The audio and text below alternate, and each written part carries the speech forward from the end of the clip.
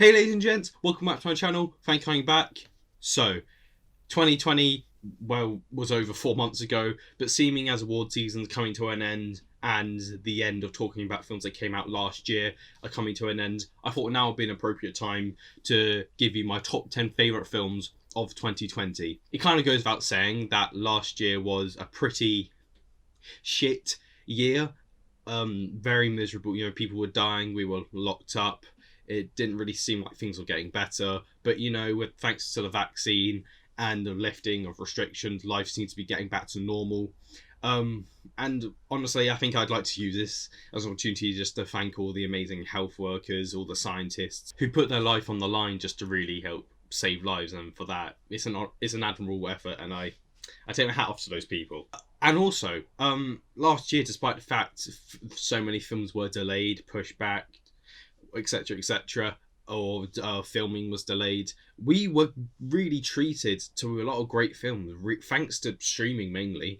And I feel like this year in particular has really helped streaming services get just another extra boost. And I feel like that, like they weren't already, beginning to become very respected with people like Martin Scorsese getting on board with streaming services. I think we can see a very optimistic future where we can have a good mix of theatres and streaming services in our lives. I think I should mention now some films that are eligible for this award season technically came out this year, so films like Judas and Black Messiah won't be on this list. But before we get into my list, ladies and gents, please remember to like, subscribe and comment if you're feeling extra generous, just to ding that little bell. And also, please scan these barcodes, go to links in the comments, or follow the names starting on your screens to follow my social medias. Some honourable mentions are The Gentleman, which was just a very fun, fast-paced, violent throwback to old Guy Ritchie films. Nomadland was one of the best technically made films of the year. And Wolfwalkers, which is my second favourite animation of the year. And also, I guess a quick shout out to Saint Maud, which was my favourite horror film of last year. A very weird horror film with a great horror film ending, which is quite rare. Coming in at number 10 is Minari. Just what a cute, fun film about American society, about giving the chance to live a second life, about the opportunity to be happy. It really touched me, and many people. Minari did. One of my favourite performances last year with Ye Jung-yeon, Stephen Young, and Alan Kim, in my opinion, probably the most underrated performance of last year.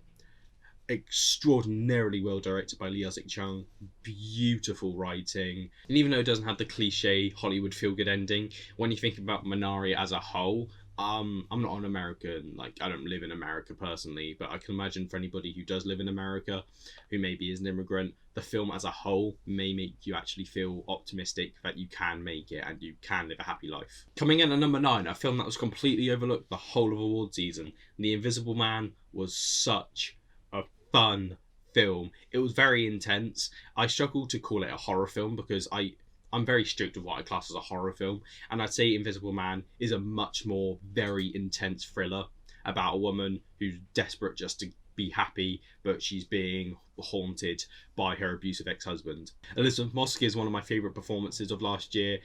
I really hope that this, along with Shirley and The Handmaid's Tale, really helps get her more roles in film and TV. I think she's an extremely talented actress. I'm looking forward to seeing her in Taika Waititi's next Goal Win. I think she's a really promising newcomer, and The Invisible Man is just going to be one of many to go on her filmography. Coming at number 8 is a film that had a message about something which I felt quite passionate about for a long time, and I never heard anybody really talk about it, which is why I was so happy to see Promising Young Woman just come about and try and make men realise how we are still privileged, and how we make women feel, and how, even though we feel like we've come a long way and how we feel like we're all in support of feminism, we're not that much better than it was 50 years ago. And it really shines a light on how men treat women, how men don't call out men who treat women badly, and about how we still live in a very rich man's world, if you know what I mean. Carey Mulligan, yet again, another one of my favourite performances by an actress. I love the writing. Bo Burnham's a really underrated supporting role in this film. Emerald Fennell does an incredible job directing this. I can't believe this is her first time giving directing a go. She has such a unique style. You wouldn't believe that this is her first go. She feels like she's been doing this for 50 years when you watch this film. I highly recommend in the UK when it becomes available that you watch Promising Young Woman. It is a delight to watch. It really makes you think about yourself and how you treat people. Number 7 is a film that surprised me in how much it divided people. Some people loved it, some people hate it. Some people thought it was all right. Some people just thought it was good. Some people were like, I didn't really care. I loved it. I thought Tenet was just a really, really fun film to watch. Maybe it was because it's the first film I saw after lockdown in the cinemas, but there was just something about going to see Tenet, just the sound, the look at the action scenes. I loved it. I thought John David Washington was fantastic in this film. A lot of people said they didn't like his character. I liked him quite a lot, to be fair. I said the same thing about him in Malcolm and Marie, coincidentally enough, but I think John David Washington is like the American James Bond. He's just so suave and cool. He's good looking. He just has that to him, and I think he was just made to play roles like this. I think he's incredible. Robert Pattinson is also fantastic as his sidekick, I guess you could say. Very smug, very cool guy, knows what he's doing, seems to be one page ahead of John David Washington, even though he's meant to be the protagonist. Elizabeth Moss and Kenneth Branagh are both fantastic. Kenneth Branagh being one of my favourite villains of last year. I think the score is my favourite score of last year, and I'm so pissed off that it went overlooked at the Oscars. The highway scene might be my favourite scene of last year. I just really get a massive boost kick out of Tenet when I watch it and think about it. I bought the steelbook of it. I just love it. So yeah, Tenet, great film. I love it. Yeah, I know you're not gonna like me for it. So, but who cares? It's my list. By far and away the most underrated film, or maybe not underrated, but maybe overlooked film on my list. I'm so glad that the BAFTAs gave it a boost. It's available on Netflix in most places in the world, so I'd highly recommend you give it a watch. Rocks, for me, really struck an emotional chord with me. It really resonates with people who have struggled in life, and how people would always think you're fine, and you can go to school and you can meet with friends and everything can seem okay, but deep down that person could be going through the worst thing you can imagine. And Rocks really resonated with me for that reason. I thought Bucky Bakray was amazing. She would have been my pick for the BAFTA award for Best Actress. I thought the person who plays a brother, whose name I cannot say, I'm sorry, I'll have it up on the screen now. I thought he was also brilliant and one of the best child actors of last year. Would have loved to seen him get a Critics' Choice nomination for that. Very well written and directed. Really captures what it's like to be a teenager in this country, a female teenager in this country, and it also kind of shows how social services and things like that are meant to be of support in this country, but in a way they can be worse for somebody, because somebody, like in this film, it can be their parents who's the problem, but you'll be treated like you're part of the issue, and they won't try and punish you, but they'll treat you like you're special, and they'll try and control your life, when really you're absolutely fine as a person, and you don't need that control by the government. And for that, I really respected Rocks for telling that story. Coming in at number 5 is a film from one of my very favorite directors, and that is Spike Lee's Da 5 Bloods. Oh my god, what an amazing film.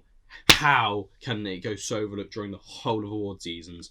By far and away the biggest snub is Delroy Lindo, who gave my favourite performance last year. I thought he was in, and then it just turned out he started missing everywhere over people like Gary Oldman, which I will never understand. He is incredible in Da 5 Bloods.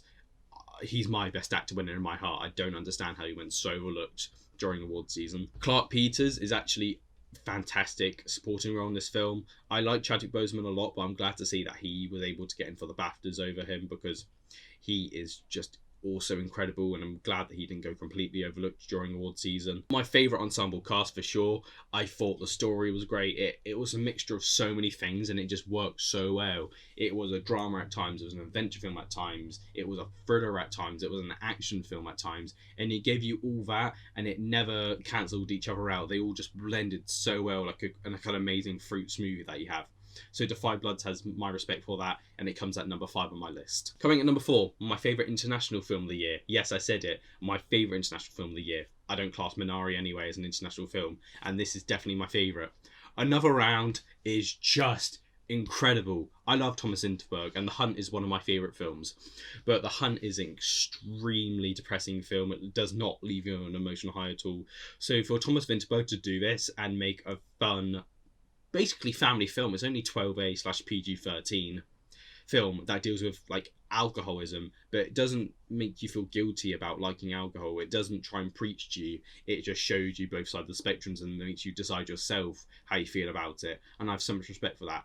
It leaves you on a feel-good ending, which is actually it's harder to do, but harder to do well. Like a film like Bohemian Rhapsody can just, you know, give you that ending and make you feel like you loved it.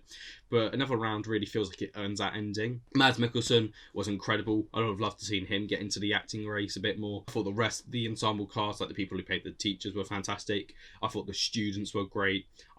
You know what? I feel like some people actually don't like the fact Thomas Vinterberg going for director. Maybe don't feel like he deserved it. But you know what? I'm all for it. It's nice to see that he's been welcomed to the club, and you know, for the rest of his career now, whenever he's got a film that's come out, we're gonna have to consider it for Oscars, and that's just fucking amazing to me. I'm so happy that we get to do that. So Another Round, you know, some people may hate it. I love it, and I'm glad to sit and it sits very comfortably at my number 4. Anyone who knows me knows I'm not a massive animation fan, which is why it took me by surprise that I loved Soul so much, and that comes in at my number 3.